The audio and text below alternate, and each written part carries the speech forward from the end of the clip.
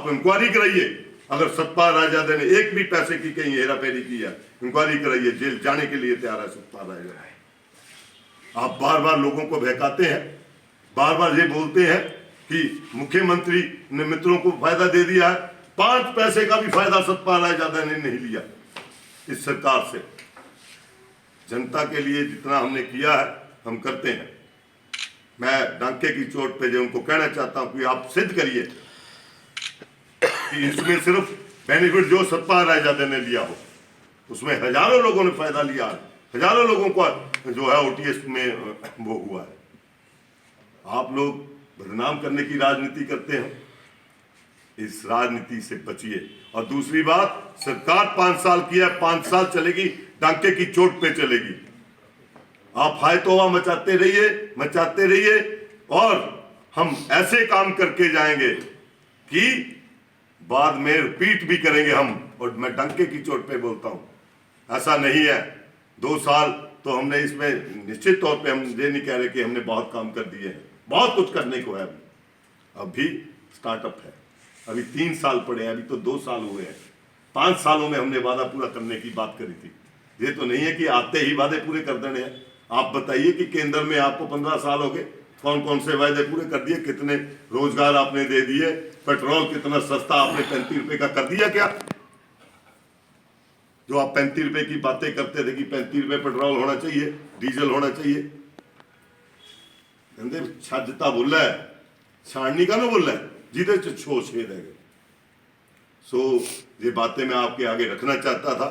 और छोटी press conference है, फिर भी मैं ये कहना चाहूंगा कि आप प्रेस बंधुओं का कोई क्वेश्चन हो मुझसे तो आप क्वेश्चन कर सकते हैं। धन्यवाद।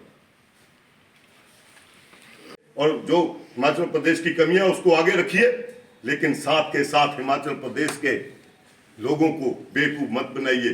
जो दिल्ली से हक दिल्ली का हिमाचल प्रदेश का बनता है उसको भी वापस लाने की बात करिए।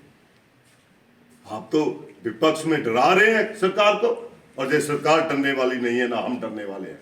इन्होंने पीछे कहा कि अभी मैं बटाला स्कूल से आ रहा हूं कि बटाला स्कूल में विरोध हो रहा है। इनके बीजेपी के 2 कार्यकर्ता उन्होंने प्रेस कॉन्फ्रेंस करके बोल दिया कि विरोध कर रहे हैं हम लोग और सरकार काम नहीं कर रही है। वहां का एक जो इशू था वो आपको मैं बताना चाहता हूं। जो ये माइंड गेम खेलते हैं, वहां जो 50 करोड़ रुपया वहां के स्टेडियम के लिए आया, जो इन्होंने 1.5 करोड़ रुपया बताया, 50 लाख रुपया आया हुआ अभी तक। 1.5 करोड़ बता रहे हैं कि 1.5 करोड़ दिया था। 1.5 करोड़ का हमने सैंक्शन लेटर दिया हुआ है, पैसे आप देते नहीं हो। उसके बाद 15 लाख लग गया। 15 लाख लगने के बाद इनके एक अध्यक्ष जो थे, उनकी रिश्तेदार का पीछे घर था और स्कूल के ग्राउंड से इन्होंने स्कूल के ऊपर प्रेशर डाला कि वहां के लिए रास्ता दिया जाए, और बीच में उस काम को रोक दिया गया। और इनकी सरकार में हुआ, हमने तो नहीं रोका, खुद रोका। और रोकने के बाद आज बोलते कि हम उसको काम को नहीं करा रहे। जैसे ही मुझे पता चला, उन्होंने बहाना लगाया कि ये काम है, मैंने उसी वक्त जो है एडमिनिस्ट्रेटर के लोगों को बुलाया कि क्या कारण था, और दूसरे दिन ही हमने उस काम को शुरू करवाया। 25 लाख पड़ा है, हमने काम शुरू कराया। अब 50 लाख लगने के बाद जो बाकी पैसा होगा वो कांग्रेस सरकार देगी, और कांग्रेस सरकार देगी तो नाम भी कांग्रेस सरकार का होना चाहिए ना। ये तो नहीं है कि पैसा हम लोग दें, आप लोग उद्घाटन करते रहे। बस अड्डे का निर्माण हमने किया था, उसका भी पैसा बीच में जोड़कर ये बातें करते थे, और आते ही उद्घाटन किया। हमने तो इनके ऊपर बैलेंस नहीं छोड़ा था कि इन्होंने उनको पैसे देने थे।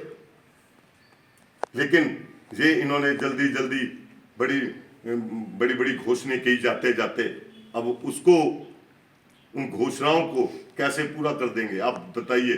मैं आपको अपने उन्ना का एक देता हूं कि मुझे एक टीचर मिला, कहते जी बनगढ़ स्कूल में 3 बच्चे रह गए हैं, वो बंद हो जाएगा।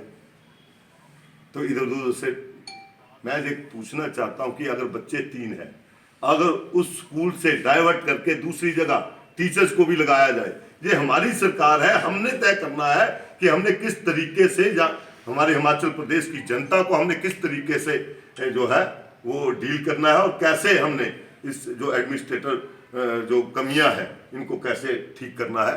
ये हमारी ड्यूटी है, और हमें 5 साल के लिए जनता ने चुना है।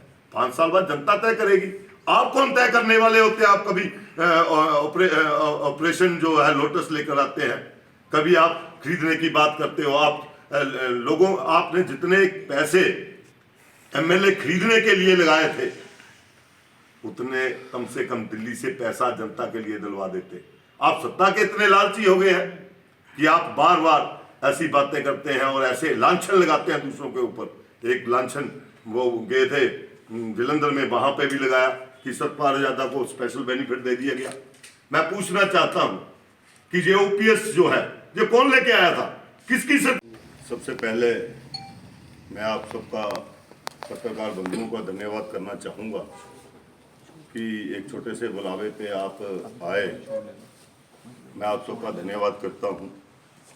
आज की जो प्रेस कॉन्फ्रेंस मैंने एकदम से रखी है, कल आपने देखा होगा सतपाल सत्ती जी हमारे बड़े भाई बड़े पेपर वर्क लेकर तैयारी से आए हुए थे और हिमाचल सरकार की नाकामियों को गिना रहे थे।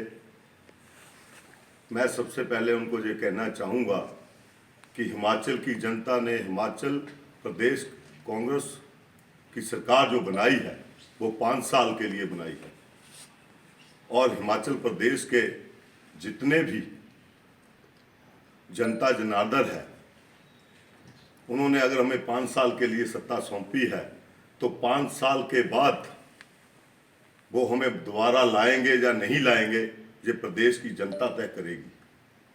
अगर हमने अच्छे कार्य किए तो हम दोबारा आएंगे, अगर अच्छे कार्य नहीं किए तो नहीं आएंगे। और दूसरी बात, आंकड़ों का खेल जो सतपाल सत्ती जी और भाजपा हमेशा लेती है, तो मैं उनसे पूछना चाहूँगा, जो स्कूल पूरा बोलते हैं कि हमने स्कूल के लिए इन्होंने गिनाए थे पिछले अपनी सरकार में कि हमने इतने करोड़ों के 1500 करोड़ रुपए के काम गिनाते थे ये बार बार कि मैं 1500 करोड़ के काम जो मैंने करवाए हैं। उन 1500 करोड़ के काम में जो इनकी सरकार में जो हमारा बॉय स्कूल था, जिस स्कूल में हम पढ़े हैं, वहाँ पे इनके कार्यकाल में सिर्फ 2 करोड़ रुपया आया। 1 करोड़ में अभी पीछे मैंने दिलवाया। उसके बाद अभी 5 करोड़ की देनदारी जो है पीडब्ल्यूडी को, वो अभी है और वो पैसा हम 2-3 महीने के अंदर दिलवाकर मार्च महीने में क्लासेस शुरू करेंगे। पैसा हम देंगे, नाम ये अपना करेंगे कि इन्होंने 1500 करोड़ रुपए का जो है वो काम करवाया था।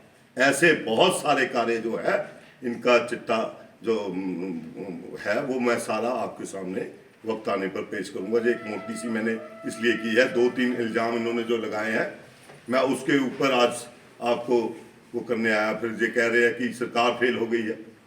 सरकार फेल नहीं हुई है, सरकार को गिराने का काम किया आपने बार बार। आपने सरकार को चलने नहीं दिया है, आपने विधायकों की खरीदो फरोख्त की है, आपने इस प्रदेश को 2 साल से परेशान करके रखा हुआ है। आप मुझे बताइए, जिस महोदय जो हमारे एमपी महोदय है, वो भी कल इनके उसमें धरना प्रदर्शनों में आ रहे हैं जो सरकार की वो करने जा रहे हैं। मैं उनसे पूछना चाहता हूं कि हिमाचल प्रदेश का 4500 करोड़ रुपया एम्प्लॉइज का, 4500 करोड़ रुपया जो है वो भारत सरकार का, जो आज हम ओल्ड पेंशन स्कीम दे रहे हैं, हमने शुरू कर दिया। जो बोलते हैं कि हमने गारंटियां नहीं दी, हमने गारंटी जो है ओल्ड पेंशन स्कीम की दी, वो हमने शुरू कर दी है। और मैं पत्रकार बंधुओं से ये गुजारिश भी करना चाहूँगा कि आप जाइए और उन जो रिटायर्ड हो रहे हैं कर्मचारी, उनसे पूछिए कि उनको पेंशन मिल रही है या नहीं मिल रही है, उनको ओल्ड पेंशन स्कीम के तहत उनको मिल रहे हैं पैसे या नहीं मिल रहे। हमने दिए, लेकिन जो हिमाचल प्रदेश का 9000 करोड़ रुपया, 4500 करोड़ रुपया कर्मचारियों का, 4500 करोड़ रुपया जो है वो हिमाचल प्रदेश का है। आपने उसको लाने की बात की केंद्र सरकार से। आप धरना प्रदर्शन जहां कर रहे हैं, आप केंद्र में क्यों नहीं कर रहे हैं? केंद्र से हिमाचल प्रदेश का हक क्यों नहीं ले रहे हैं आप लोग? आप बीबीएमबी का जो हमारे हक में फैसला आया है कोर्ट से कि बीबीएमबी से हमने पैसे लेने हैं, केंद्र सरकार उसमें हस्तक्षेप करे तो हमें वो पैसा मिलेगा। आप पेट्रोल डीजल की बात करते हैं, आपने 35 रुपया पेट्रोल देने की बात की थी जब केंद्र में आप आए। आज पेट्रोल कहां पहुंच गया है?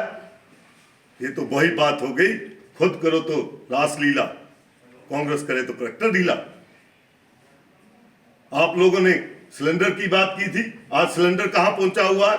आपने नौकरियां देने की केंद्र सरकार ने बात की थी, वो कहां है? मैं इनको बताना चाहता हूं, आप जहां पे धरना प्रदर्शन करिए, विधानसभा का सदन हटने दीजिए, हम भी धरना प्रदर्शन दिल्ली में जाकर करेंगे और हिमाचल के हितों को बेचा नहीं जाएगा। हिमाचल के हितों की रक्षा के लिए, हिमाचल प्रदेश का पैसा वापस लाने के लिए हम लड़ाई दिल्ली तक जाके लड़ेंगे। हम भी संगठन के मालिक है, कांग्रेस पार्टी का एक बहुत बड़ा संगठन है,